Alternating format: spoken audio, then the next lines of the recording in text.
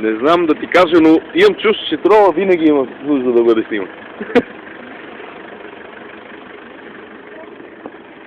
Значи чу се на трите гумите да стана. Да. Че бяхме на един бати баира. Ето, защото си бил на високо за това. Ти така ли ще ме носиш? Така ти се 700 и нещо, ама и 50 ли да беше... Италианците само тук някъде наоколо. Не, те ако са с истински станции, може и да са на 20 км. Там е Люлин хижата, от нея има един път, който извежда към манастира на Тата. Гледай! Също като при нас. Той няма ли по-кални да Не. Аз не видях какви е. Гудрич.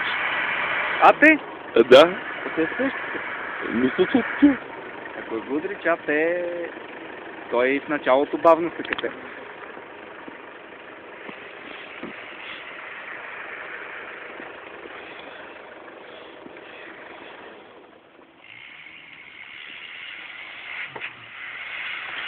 Скромна засилка обаче прави. Не.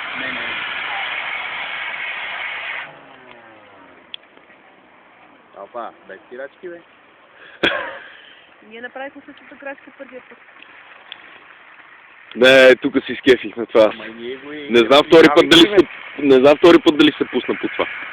Чакай сега, човека си да мери сухо местенце.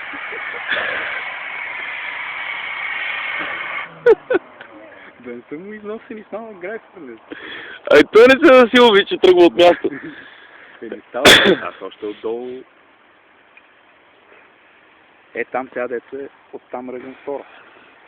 Не си не става. Тук може да успее.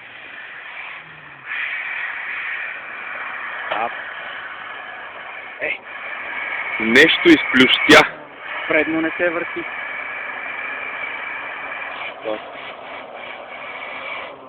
Аз не виждам да се върти предно колело, троле.